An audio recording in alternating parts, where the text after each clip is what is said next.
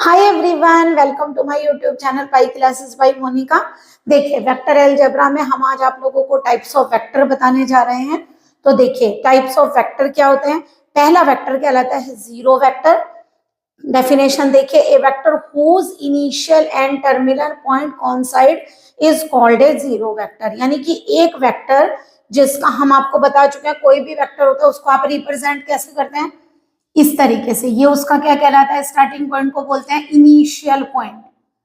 Okay, और जो last point होता है इसको क्या बोलते हैं हम लोग, टर्मिनल पॉइंट। और जिस डायरेक्शन में हमारा वेक्टर होता है हम उस डायरेक्शन में एरो लगाते हैं। ठीक है, तो यानी कि इनिशियल पॉइंट और ये टर्मिनल पॉइंट। डेफिनेशन के अकॉर्डिंग क्या कहा, एक वेक्टर जिसका इनिशियल और टर्मिनल पॉइंट कॉइंसाइड कर जाए। यानी कहने का मतलब इस टर्मिनल पॉइंट को आप उठाइए और यहाँ ले आइए, यानी टर्मिनल पॉइंट इनिशियल पॉइंट के अगर ऊपर आ जाए, सेम टू सेम दोनों चीजें एक ही हो। जैसे ये देखिए, ए पॉइंट लिया हमने, है ना, इसका लास्ट पॉइंट भी यही है और फर्स्ट पॉइंट भी यही है। अगर आप लोगों को याद हो तो हमने अपने प्रीवियस लेक्चर में बताया था कि ये जो लेंथ होती है किसको शो करती है, मैग्नीट्यूड ऑफ वेक्टर को करती है ना, मैग्नीट्यूड ऑफ वेक्टर, वेक्टर का मैग्नीट्यूड। अब देखिए, जब ये पॉइंट इनिशियल है और यही पॉइंट टर्मिनल पॉइंट है, तो टर्मिनल और इनिशियल के बीच की डिस्टेंस क्या हो गई, जीरो। कोई डिस्टेंस ही नहीं है, क्योंकि ये जो डिस्टेंस होती है मैग्नीट्यूड कहलाते हैं। इसीलिए जो जीरो वेक्टर होता है उसका मैग्नीट्यूड हमेशा जीरो होता है। तो फिर दोबारा समझिए, कोई भी वेक्टर जिसका इनिशियल और टर्मिनल पॉइंट कोइंसाइड कर जाए, ये मान लीजिए आपका एक वेक्टर है, ठीक है, ये पॉइंट इस पॉइंट के ऊपर आ जाए सेम टू सेम, यानी कहने का मतलब क्या हुआ, उसका मैग्नीट्यूड जीरो हो गया। मान लीजिए ये वाला पॉइंट ए है और ये बी है, बी पॉइंट ए के ऊपर आ जाएगा तो इसका मतलब बी भी ए ही बन गया ना। तो आप लोग इस वेक्टर को क्या बोलते हो, ए बी वेक्टर। लेकिन जब आपका ये पॉइंट यही कोइंसाइड कर गया, बी पॉइंट ए पर आ गया, तो अब इसे क्या बोलेंगे, ए वेक्टर। इसीलिए जीरो वेक्टर को किससे रिप्रेजेंट करते हैं, A vector equal to zero vector. यानी कि जीरो वेक्टर क्या हुआ, जिसका इनिशियल और टर्मिनल पॉइंट सेम होते हैं एंड मैग्नीट्यूड जीरो होता है और रिप्रेजेंट करते हैं ओ वेक्टर से। ठीक है, और मैग्नीट्यूड हमेशा इसका कितना होता है, जीरो। चलिए, यूनिट वेक्टर क्या होता है, अब देखिए यूनिट, जीरो माने मैग्नीट्यूड जीरो, नाम से पता चल रहा है। यूनिट, यूनिट का मतलब मैग्नीट्यूड वन, यानी कि यूनिटी, यूनिटी यानी वन। हमने क्या लिखा, a vector whose magnitude is unity is called a unit vector. यानी कि ये जो लेंथ है आपकी कितनी होगी, वन। अगर इस वेक्टर की जो आपने वेक्टर बनाया, मान लीजिए मैं इसे ए वेक्टर से रिप्रेजेंट कर दूं, तो जो ये ए वेक्टर होगा इसका मैग्नीट्यूड कितना होगा, वन। इसका मैग्नीट्यूड कितना है जीरो वेक्टर का, जीरो, लेकिन इसका मैग्नीट्यूड कितना होगा, वन। और हमेशा यूनिट वेक्टर को किससे रिप्रेजेंट करते हैं, ए कैप से।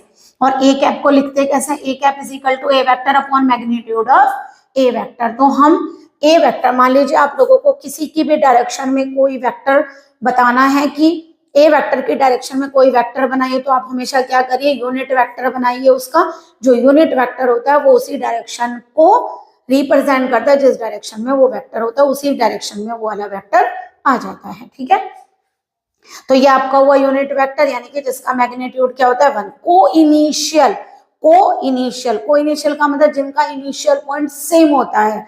तो क्या लिखा है, टू और more vectors having the same initial points are called coinitial vector. यानी किसी एक ही पॉइंट से दोनों वेक्टर जा रहे हो, यानी इनिशियल पॉइंट क्या हो, सेम हो। तो देखिए, ओ ए वेक्टर भी ओ से जा रहा है, ओ बी वेक्टर भी ओ से जा रहा है, इसका मतलब दोनों का इनिशियल पॉइंट क्या है, सेम। ये इसका क्या कहलाता है, इनिशियल पॉइंट। यानी कि जिनके इनिशियल पॉइंट कोइंसाइड कर जाते हैं, सेम होते हैं, वो वेक्टर क्या कहलाते हैं, को इनिशियल वेक्टर। अगर मान लीजिए हम एक और बनाते हैं यहाँ पर सी, तो ये ओ सी भी क्या हो जाएगा, यहाँ लिख सकते हैं ओ सी वेक्टर। ये सारे के सारे क्या हो गए, को इनिशियल वेक्टर। ठीक है, तो आप लोगों को समझ में आया जीरो वेक्टर क्या है, जिसमें इनिशियल पॉइंट और टर्मिनल पॉइंट दोनों कोइंसाइड कर जाते हैं और मैग्नीट्यूड जीरो होता है। यूनिट वेक्टर क्या होता है, जिसमें जो वेक्टर होता है ए बी वेक्टर, उसकी लेंथ यानी कि मैग्नीट्यूड वन होता है और रिप्रेजेंट करते हैं ए कैप से, A cap equal to A vector upon modulus of A vector. Coinitial क्या होता है, जिनका इनिशियल पॉइंट सेम होता है, एक ही इनिशियल पॉइंट से सारे वेक्टर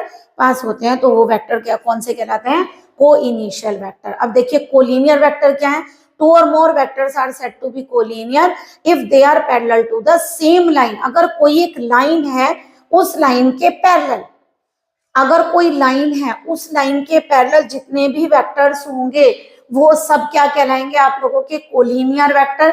इसमें उनका मैग्नीट्यूड और डायरेक्शन मायने नहीं रखता है, यानी वो कुछ भी हो सकते हैं। इसका मतलब इनकी डायरेक्शन ऐसे भी हो सकती है, जैसे मान लीजिए मैंने ये लाइन ली, इस लाइन के देखिए ये भी पैरेलल, ये भी पैरेलल, ये भी पैरेलल, ये भी पैरेलल और ये भी पैरेलल, लेकिन देखिए मैग्नीट्यूड सबके डिफरेंट है और डायरेक्शन भी हम चेंज कर सकते हैं। तो अगर ये लाइन है, इसकी डायरेक्शन इधर है और इसकी इधर है, यानी कि कोलिनियर वेक्टर क्या होते हैं, जिन वेक्टर्स में जो वेक्टर किसी एक लाइन के पैरेलल होते हैं, ठीक है, डायरेक्शन और मैग्नीट्यूड उनके डिफरेंट हो सकते हैं, सेम भी हो सकते हैं और डिफरेंट भी हो सकते हैं, ठीक है। अगला है equal vector. Two vectors A and B are said to be equal if they have the same magnitude and direction, यानी कि जो वेक्टर जिनके मैग्नीट्यूड भी सेम होंगे एंड डायरेक्शन भी सेम होगी, वो वेक्टर आपके इक्वल वेक्टर कहलाएंगे और उनको A vector equal to B vector लिखते हैं, ठीक है। आप मान लीजिए आप लोगों का देखिए, जैसे मान लीजिए आप लोगों ने एक वेक्टर ये लिया, तो अगर इसकी डायरेक्शन यार मैग्नीट्यूड भी सेम लेना तो सेम इस तरीके से आप लेंगे, तो ये ए वेक्टर हो गया मान लीजिए और ये बी वेक्टर, तो दोनों वेक्टर क्या कहलाएंगे, इक्वल। बट इनकी अगर आप लोगों ने इसकी डायरेक्शन को इस तरह कर दिया तो ये अपोजिट डायरेक्शन वाला इक्वल वेक्टर नहीं कहलाएगा, ठीक है।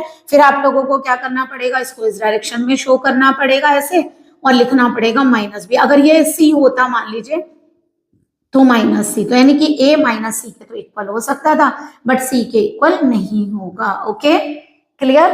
तो यानी कि सी वेक्टर के इक्वल। अब इस तरह से आप लोग क्या शो करेंगे कि अगर कोलिनियर है तो किसी एक लाइन के पैरेलल जितने वेक्टर होते हैं, चाहे उनकी डायरेक्शन अपोजिट हो या सेम हो, ठीक है, मैग्नीट्यूड इक्वल हो या अनइक्वल हो, वो क्या कहलाते हैं, कोलिनियर। बट इक्वल में क्या होता है, डायरेक्शन भी सेम और मैग्नीट्यूड भी सेम, इसीलिए जो वेक्टर इक्वल होता है लिखते हैं A vector equal to B vector.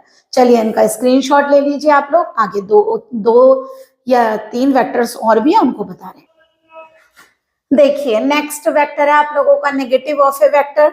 Negative of A vector का मतलब क्या है, डायरेक्शन अपोजिट कर दीजिए, यानी क्या लिखा हुआ है, ए vector whose magnitude is the same as that of the given vector but direction opposite to that is called in negative vector. यानी कि एक वेक्टर जिसका मैग्नीट्यूड तो वही हो जो आप लोगों का वेक्टर गिवन है उसी के जितना, बट उसकी डायरेक्शन अपोजिट हो, तो वो क्या कहलाता है, नेगेटिव वेक्टर। जैसे अगर आप लोगों ने ये ए बी वेक्टर लिया है और देखिए आपने इसकी डायरेक्शन को अपोजिट कर दिया, ये इस डायरेक्शन में एरो है और ये इस डायरेक्शन में एरो है, तो इसका मतलब क्या हुआ, ये वेक्टर जो बी ए वेक्टर है वो इसका नेगेटिव है, यानी कि B A vector is equal to minus का ए बी वेक्टर, यानी कि दोनों का मैग्नीट्यूड सेम होंगे बट डायरेक्शन अपोजिट होगी। नेक्स्ट देखिए free vector. Without changing the magnitude and direction of vectors are and direction of vector can be displaced parallelly are called free vectors. यानी कि कोई भी वेक्टर ना तो आप उनके मैग्नीट्यूड चेंज करेंगे और ना ही डायरेक्शन, बट उनको आप मूव करा सकते हैं। जैसे मान लीजिए आप लोगों ने एक वेक्टर ये लिया, तो आपने क्या किया, इसी के पैरेलल डायरेक्शन में इसको डिस्प्लेस कर दिया, मतलब यही वेक्टर उठाकर आपने पैरेलली यहाँ रख दिया, ना आप इसकी लेंथ को चेंज करेंगे ना डायरेक्शन को। इसी तरह हमने इसकी भी डायरेक्शन को चेंज नहीं किया, डायरेक्शन तो वही है, केवल हमने क्या किया, पैरेलल और इनको इस तरह से डिस्प्लेस कर दिया। तो सेम वेक्टर्स को अगर आप लोग उन्हीं के पैरेलल चलाएंगे, डायरेक्शन और मैग्नीट्यूड चेंज नहीं करेंगे और उनको कहीं भी डिस्प्लेस कर दे, तो यह क्या कहलाता है, फ्री वेक्टर, यानी कि आप उन्हें कहीं भी ले जा सकते हैं। ये पैरेलल है, ये पैरेलल, तो देखिए मैंने क्या किया, इसको उठाकर पैरेलल चलाया और बिल्कुल ऐसे ही डायरेक्शन को चेंज नहीं किया, इस डायरेक्शन में था ना ये, तो हमने इसको यहाँ पर डिस्प्लेस कर दिया। तो ये वेक्टर्स कौन से कहलाते हैं, फ्री वेक्टर्स। तो हमने आप लोगों को जीरो वेक्टर बताया, यूनिट वेक्टर बताया, कोइनिशियल, कोलिनियर, ठीक है, और उसके अलावा आप लोगों को हमने क्या बताया, equal vectors, negative vector and free vector. क्योंकि आप लोगों को जब तक इनके बारे में पता नहीं होगा आप क्वेश्चंस भी नहीं कर पाएंगे। तो प्लीज आप लोग पहले इन्हें अच्छे से ध्यान रखिए, इनको याद करिए, इनके बारे में सोचिए कि ये किस टाइप के होते हैं। जब आप ये समझ पाएंगे तभी आप इन पर बेस्ड क्वेश्चन भी कर पाएंगे। तो चलिए पहले आप लोग इसका स्क्रीनशॉट ले लीजिए, फिर आप लोगों को क्वेश्चन करवा देते हैं। देखिए हमने आप लोगों को स्केलर और वेक्टर की डेफिनेशन बताई थी। स्केलर वेक्टर, स्केलर क्या होते हैं और वेक्टर्स क्या होते हैं। देखिए स्केलर्स को पता करने के लिए आप लोगों को केवल मैग्नीट्यूड की नीड होती है, और वेक्टर्स क्या होते हैं, जिनमें हमें मैग्नीट्यूड एंड डायरेक्शन दोनों चाहिए। तो यानी कि आप लोगों को ये पता लगाना है कि किस क्वांटिटी के लिए केवल मैग्नीट्यूड चाहिए तो वो स्केलर होगा, और जिसमें मैग्नीट्यूड और डायरेक्शन दोनों चाहिएगी वो आपका वेक्टर क्वांटिटी होगा। तो चलिए पहला देखते हैं क्वेश्चन, ये एनसीईआरटी की एक्सरसाइज का क्वेश्चन नंबर 2 है। फर्स्ट हम आप लोगों को बाद में कराएंगे। Classify the following as scalars and vectors. चलिए पहचानिए, बताइए पहला क्या है, 10 kg। ये आप लोगों का एक बार बताइए मास है। क्या आप ऐसे बताते हैं कि मान लीजिए आप लोगों को कोई चीज मास को देनी है तो क्या डायरेक्शन बताते हैं उस मास की? नहीं ना, कि 10 kg इस डायरेक्शन में, 20 kg इस डायरेक्शन में, नो, यानी कि डायरेक्शन की रीड नहीं होती। That is this is a scalar quantity. Second, 2 metres north west. देखिए इन्होंने हमें बताया है, यानी कि हमें डायरेक्शन दी हुई है नॉर्थ वेस्ट में 2 मीटर, यानी कि एक तरीके से ये क्या हुआ, डिस्प्लेसमेंट है ना। टोटल अगर हमें देते 2 मीटर और ये डायरेक्शन आप लोगों को नहीं गिवन होती तो ये क्या कहलाती है, स्केलर क्वांटिटी। बट अब दिया हुआ है 2 मीटर डिस्प्लेस है, किसमें डिस्प्लेसमेंट है, नॉर्थ वेस्ट डायरेक्शन में। दैट इज सेकेंड क्या हो गया हमारी, वेक्टर क्वांटिटी। थर्ड देखिए 40 डिग्री। अब ये बताइए 40 डिग्री, इसके लिए कोई डायरेक्शन नहीं चाहिए। 40 डिग्री का एंगल अगर हम दिया होता इस डायरेक्शन में तो आप लोगों का वेक्टर क्वांटिटी होती है, अदरवाइज नहीं। That is this is a scalar quantity. Next देखिए फोर्थ, 40 वाट। वाट का मतलब पावर है, ठीक है। पावर के लिए किसी डायरेक्शन की जरूरत नहीं होती है, तो ये भी क्या कहलाती है आप लोगों की scalar quantity. 10 to the power 19 coulomb, -19 coulomb. ये क्या है आप लोगों का चार्ज, इसमें भी डायरेक्शन की जरूरत नहीं होती। That is this is a scalar quantity.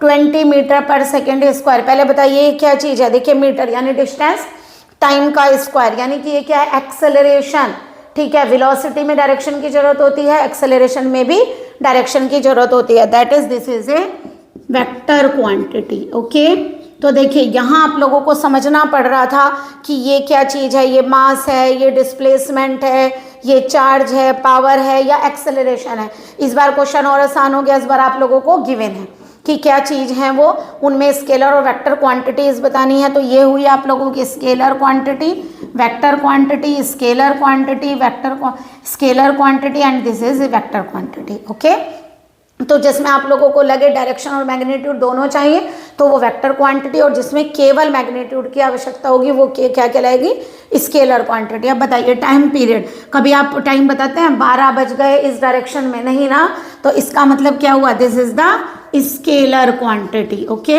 ये क्या कहलाएगी आपकी स्केलर क्वांटिटी। नेक्स्ट देखिए डिस्टेंस। डिस्टेंस में आप क्या करते हैं, मान लीजिए आप 3 किलोमीटर चल रहे हैं, 4 किलोमीटर चल रहे हैं, डिस्टेंस हमेशा क्या होती है, स्केलर क्वांटिटी। बट अगर डिस्प्लेसमेंट हो, जैसे ये गिवन था यहाँ पर इस डायरेक्शन में, तो कहलाता है डिस्प्लेसमेंट, तो वो कहलाती है vector quantity. That is distance is scalar quantity. Next देखिए थर्ड, फोर्थ, ये फोर्स। थर्ड क्या है आप लोगों का, फोर्स। अब बताइए अगर आप लोगों को फोर्स लगाना, तो डायरेक्शन बताते हैं ना, इस डायरेक्शन में इतना फोर्स लगाना है, तो जो फोर्स होती है वो आप लोगों की क्या कहलाती है, वेक्टर क्वांटिटी। ओके, ये कहलाती है वेक्टर क्वांटिटी। अब वेलोसिटी देखिए, वेलोसिटी आप लोगों की वेक्टर क्वांटिटी है, क्योंकि वेलोसिटी इस तरीके से लिखी जाती है कि इस डायरेक्शन में वेलोसिटी ले रहे हैं, ठीक है। वर्क डन, वर्क डन क्या कहलाता है आप लोगों का, स्केलर क्वांटिटी। ओके, तो इस तरीके से आप लोग स्केलर और वेक्टर क्वांटिटी को पहचान सकते हैं, यानी जिसमें दोनों चीज़ों की नीड होती है, डायरेक्शन और मैग्नीट्यूड, वो वेक्टर, और जिसमें केवल मैग्नीट्यूड की आवश्यकता होगी वो कहलाएगा स्केलर क्वांटिटी। चलिए स्क्रीनशॉट ले लीजिए। देखिए ये क्वेश्चन नंबर फर्स्ट है आप लोगों का, और ये एग्जाम्पल है एनसीईआरटी का। आप लोगों को क्वेश्चन दिया, represent graphically a distance of 40 kilometre 30 degree east of north. सबसे पहले आप लोग डायरेक्शन शो करिए। तो देखिए क्या होता है, आप लोग इस डायरेक्शन में लेते हैं ईस्ट वेस्ट, ये होती है आप लोगों की east west, and this is north, and ये कहलाती है आप लोगों की साउथ डायरेक्शन, ठीक है। आप लोगों को क्या कहा गया, east of north. East of north का मतलब नॉर्थ से ईस्ट की तरफ 30 डिग्री आप लोगों को चलना है। तो नॉर्थ से, देखिए नॉर्थ ईस्ट, नॉर्थ से ईस्ट की तरफ आप लोगों को कितना चलना है, 30 डिग्री।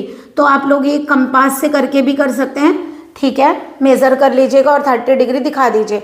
बट इसमें कितना दिखाना है हमें, देखिए डिस्प्लेसमेंट, हमें डिस्प्लेसमेंट दिखाना है 40 किलोमीटर। तो देखिए स्केल से आप लोग क्या करेंगे, 10 kilometre equal to 1 centimetre, scale मानिए तो 40 किलोमीटर इक्वल टू कितना हो जाएगा 4 सेंटीमीटर।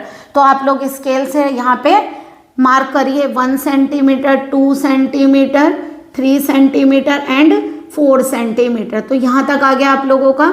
तो ये आप लोगों का हो गया डिस्प्लेसमेंट। ठीक है, तो हमें कितना डिस्प्लेसमेंट शो करना था, यहाँ पर हमें शो करना था 30 डिग्री ईस्ट ऑफ नॉर्थ। फिर समझिए ईस्ट ऑफ नॉर्थ का मतलब नॉर्थ से ईस्ट की तरफ आप लोगों को 30 डिग्री शो करना है। और डिस्प्लेसमेंट कितना है 40 किलोमीटर। तो 10 किलोमीटर को अगर 1 सेंटीमीटर मानेंगे तो 40 किलोमीटर इज 4 सेंटीमीटर।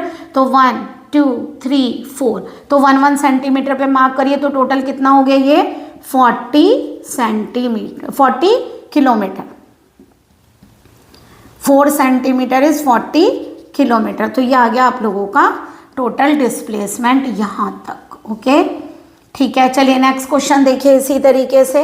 ये है आप लोगों का represent graphically a distance of 40 kilometre 30 degree west of south. 30 degree west of south का मतलब फिर दोबारा डायरेक्शन दिखाइए, east, west, north and south. ठीक है, अब बताइए क्या करेंगे, हमें क्या देना है 40 kilometre 30 degree west of south, यानी साउथ से वेस्ट की तरफ, साउथ वेस्ट, साउथ से वेस्ट की तरफ आप लोगों को कितना चलना है 30 दिया हुआ है इस बार भी, ये 30 डिग्री। ठीक है, और कितने डिस्टेंस इस बार भी 40 किलोमीटर है। तो लीजिए यहाँ पर 10 किलोमीटर इक्वल टू 1 सेंटीमीटर जो गिवन है उसी के अकॉर्डिंग आप लोग स्केल ले सकते हैं। आप लोगों को जितना भी छोटा बड़ा करना हो, हाफ भी ले सकते हैं, हाफ सेंटीमीटर। तो यहाँ भी हाफ हो जाएगा तो 2 सेंटीमीटर आ जाएगा। ठीक है, अब स्केल से मार्क करिए 1 centimetre, 2 centimetre, 3 centimetre and 4 centimetre. तो ये आ गया आपका डिस्प्लेसमेंट, इतना हो गया। ठीक है, तो ये आप लोगों का कितना आ गया 40 किलोमीटर। फिर दोबारा देखिए क्या दिया हुआ है 40 किलोमीटर, कितना है 30 degree west of south. South से वेस्ट की तरफ आप लोग 30 डिग्री मार्क करिए। ठीक है, आप लोग ये नाप के भी कर सकते हैं, कंपास से कर लीजिएगा। ठीक है, आप लोग यहाँ पे 30 डिग्री मेजर कर लीजिएगा। ठीक है, देखिए जरा कैसे करेंगे आप लोग यहाँ पर। अब आप लोगों को ये बात समझ में आ गई होगी, अगर इस तरह से दिया हो ईस्ट ऑफ नॉर्थ, तो नॉर्थ से ईस्ट की तरफ 30 degree, west of south, south से वेस्ट की तरफ 30 डिग्री। ओके, और जितना आप लोगों को डिस्टेंस दी हुई है उसके अकॉर्डिंग आप लोग स्केल मेजर करिए और उन्हें आप लोग मार्क करके अपने डिस्टेंस मेजर कर दीजिए, तो आप लोगों का डिस्प्लेसमेंट आ जाएगा। ओके, चलिए इसका स्क्रीनशॉट ले लीजिए। देखिए ये क्वेश्चन नंबर 4 है आपके एनसीईआरटी का। हमने आप लोगों को सारी डेफिनेशन बताई हैं। तो चलिए पहला पूछा गया है को इनिशियल। क्या बताया था को इनिशियल, जो एक ही पॉइंट से वेक्टर्स जाएंगे जिनका इनिशियल पॉइंट सेम होगा। तो चेक करिए, देखिए ये पॉइंट है, इस पॉइंट से एक ए वेक्टर जा रहा है और एक डी, और तो कोई नहीं जा रहा ना इस पॉइंट से। तो इसका मतलब ए एंड डी आर, क्या लिखेंगे फर्स्ट में, A and D vector are coinitial vector. ठीक है, दोनों को इनिशियल हो गए। देखिए इस पॉइंट से कोई भी 2 वेक्टर नहीं जा रहे हैं, इससे भी कोई नहीं जा रहे हैं। ठीक है, सेकंड पर आइए। सेकंड में क्या कहा गया, इक्वल वेक्टर। इक्वल का मतलब जिनकी मैग्नीट्यूड और डायरेक्शन सेम हो। देखिए ये और ये मैग्नीट्यूड तो सेम है बट डायरेक्शन अपोजिट है, इसका मतलब ये इक्वल वेक्टर नहीं होंगे। यहाँ देखिए इसकी डायरेक्शन इस साइड, इसकी डायरेक्शन इस साइड और इक्वल भी है।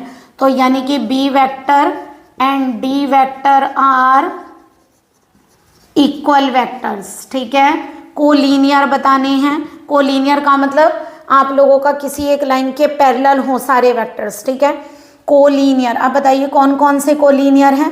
देखिए ये और ये डायरेक्शन अपोजिट भी हो सकती है और सेम भी।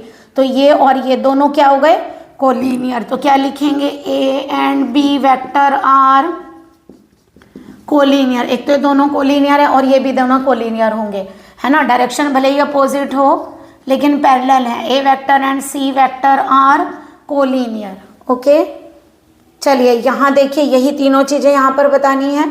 तो बताइए फर्स्ट बताना है को इनिशियल। बताइए कौन सा एक ऐसा पॉइंट है, देखिए इस पॉइंट से तीनों वेक्टर जा रहे हैं, तो B vector, C vector and D vector are coinitial vector होंगे ना, को इनिशियल वेक्टर्स होंगे। सेकंड देखिए, सेकंड में क्या बताना, इक्वल वेक्टर। बताइए इक्वल कौन से हैं। देखिए ये और ये लेंथ सेम है, ठीक है, ये और ये लेंथ सेम है, इक्वल, डायरेक्शन भी सेम है और मैग्नीट्यूड भी सेम है। ये सेम नहीं हो सकता क्योंकि इसकी डायरेक्शन अपोजिट है। तो A vector equal to C vector, दो वेक्टर इक्वल है। ठीक है, उसके अलावा का कोलिनियर, पैरेलल में देखिए कौन से होंगे, ए वेक्टर एंड सी वेक्टर, ये दोनों हैं। ठीक है, कोलिनियर में देखिए ये भी लेंथ उतनी ही है, इसमें लेंथ अलग भी हो सकती है ना कोलिनियर में। तो ए सी एंड डी पैरेलल तो है ना, तो यहाँ पे क्या कहलाएगा, थर्ड में A vector C vector and D vector are collinear. Okay, तो चलिए इनका स्क्रीनशॉट ले लीजिए आप लोग। कोलिनियर का मतलब क्या है, किसी एक लाइन के पैरेलल हो, डायरेक्शन और मैग्नीट्यूड डिफरेंट हो सकता है, बट इक्वल वाले के अंदर क्या होगा, डायरेक्शन भी सेम होगी और मैग्नीट्यूड भी सेम होगा। ओके, कोइनिशियल जो एक ही पॉइंट से जाएंगे। तो देखिए एक पॉइंट से जा रहे हैं ना, ये वेक्टर भी, ये वेक्टर भी और ये वेक्टर, तो बी सी डी क्या कहलाएंगे, कोइनिशियल। इक्वल यानी कि मैग्नीट्यूड सेम हो, देखिए ये वन लेंथ टू लेंथ पर है ना, 1 2, ये 2 लेंथ का होगा। ठीक है, ये भी सेम और डायरेक्शन भी सेम है, इसलिए दोनों वेक्टर इक्वल हैं। कोलिनियर का मतलब क्या हुआ, जो एक लाइन के पैरेलल हो। तो देखिए तीनों वेक्टर पैरेलल भी हैं, है ना, तो यानी कि कोलिनियर होंगे।